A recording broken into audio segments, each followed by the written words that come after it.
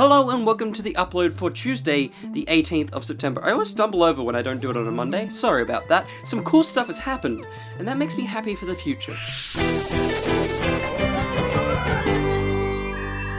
First up, and another Nintendo Direct has happened. They revealed a stack of new games as well as remasters, ports, and a bunch of old arcade titles. There's lists across the internet that reveal everything, but people seem to be excited about Final Fantasy. Final Fantasy 7, 9, 12, 10, and 10.2 HD, plus a stack of fantasy mobile titles will be coming to the Switch and the Xbox One. It seems like it's exclusive to the Switch, but it's not actually. The seams are actually a little bit wider, and it's also on the Xbox One. But the biggest thing to come out of this Nintendo Direct is, of course, the online Switch news. The biggest of the big is that the online services commence today, September 18th. From today onwards, you'll need to be subscribed to use any of the features that I'm about to list, or to even just play online. The yearly cost is just $19.99 US, so that's pretty sweet. I know, pay to play, but before you complain, let's talk about what you get. You'll get monthly NES titles with 20 available at launch, with NES multiplayer games having both online and local support. You can play old NES games online with other people. That's worth $19.99 already. Cloud support for your saves is also available through the service, as well as exclusive offers for paying users. So it's $20 to play online, there's exclusive offers, and you get free games every month, 20 games up front. Well, that's pretty good. It's pretty good. If you wait until 2049, one of those free games will be Breath of the Wild. There's more. If you want to play Fortnite online, you don't actually need to subscribe to the service. There'll be a few games that have this exclusion, and the first is Fortnite. So yeah, that's probably exciting to parents. Something exciting for Nazi haters, there's more Wolfenstein coming. With the spin-off title Youngblood dropping in 2019, many have been pondering whether there would be a third Wolfenstein game, or if Youngblood is to round out the reboot trilogy. The reboot trilogy. The reboot trilogy. The reboot trilogy. It's fine. Well, thanks to an interview with the Metro, Bethesda's Pete Hines has cleared up all the mess. He said, "Absolutely, we're making a Wolfenstein 3. Quite possibly the most direct quote in gaming history, but something a little more indirect. It's job posting.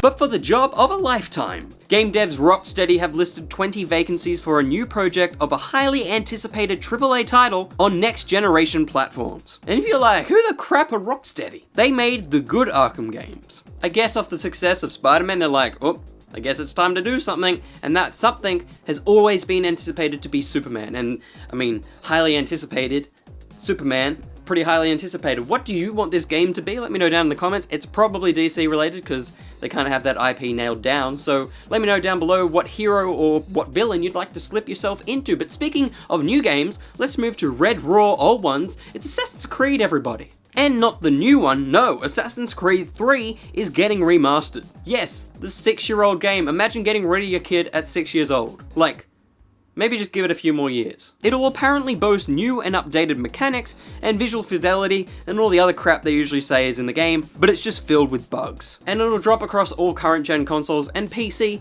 next year, and it'll also be a part of the Assassin's Creed Odyssey Season Pass. Let's talk about that. In the most ambitious timeline plan video ever, seriously, I've done insane, like, look at this content I'm gonna make videos. All this shit. This one is intense. Remember to mark your calendars for all the exciting upcoming content. Mr. Ubisoft revealed that Season Pass holders will receive 2 exclusive stories from Odyssey. Both stories will be split into 3 episodic parts, releasing from December this year. The first arc, Legacy of the First Blade, will show the adventures of the first hero to wield the iconic blade, changing the course of history. And the second story, The Fate of Atlantis, is about that, Atlantis, and its fate. There'll also be free content released in between the other story parts, which will be available for all players that own the base game. So basically a whole heap of stuff for everyone. This is pretty exciting. Good old Ubisoft with this. They're really good at supporting the games for a little bit of time before they release the next version of that game. But it also, you know, when they were like, oh yeah, no Assassin's Creed next year, we're taking the year off. I mean, clearly not. Clearly there is Assassin's Creed next year, but moving on to a DLC that is only in this thing because it excites Will a lot. Forza Horizon 4 will feature a Best of Bond car pack available at launch. I think it's good. How good? 10 cars from the Bond universe will arrive in the game, from the DB5 to the Lotus Esprit to, most importantly, the Citroën 2C V6, which Will is very, very happy about.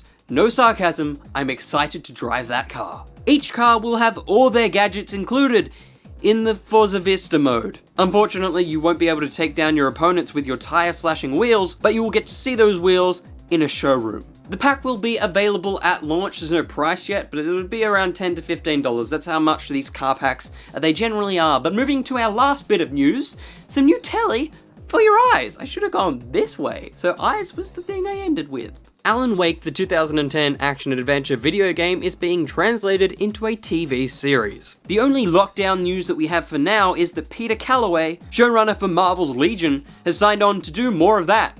Showrunning. The original game's writer Sam Lake is also involved, serving as an executive producer. No studios have taken up the show just yet, but it's being pushed around next month and it'll hopefully find a home. Exciting times for video game adaptations. Both The Witcher and this Alan Wake series are fueled by fans or are fueled by people that made the original game.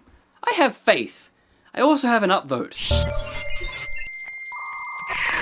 You have absolutely already seen this, but Spider-Man, for all its visual glory, has one of the greatest glitches of all time. One which is met with disappointment and then hilarity.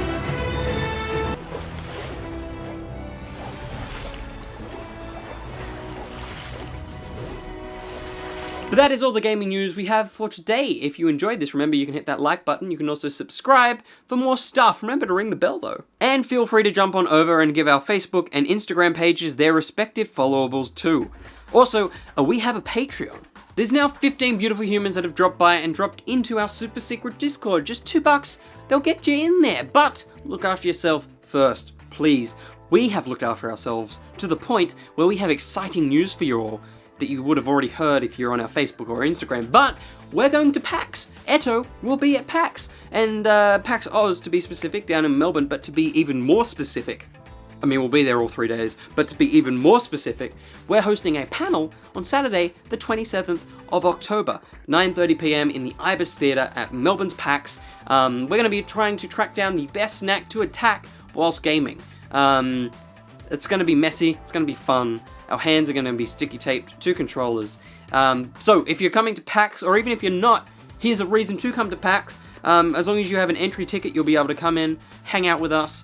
We're going to be there all weekend, so make sure you say hello. We'll have a better video all about our PAX plans very, very shortly. But until then, remember, look after yourself first, and also buy tickets to PAX. Until then, the next one, the Doctor of Who out. Subtle little promo there. You know how I was going to get Shadow of the Tomb Raider on the PC, because I was like, it looks better, but then I was like, I don't want to get it on PC because I love my PlayStation 4. Well, I got it on the Xbox, so I don't know what the idea was there, but whatever. If you want to watch me play that game on my Xbox, the video's up there, there's another one over there, and you can also subscribe over there if you haven't already.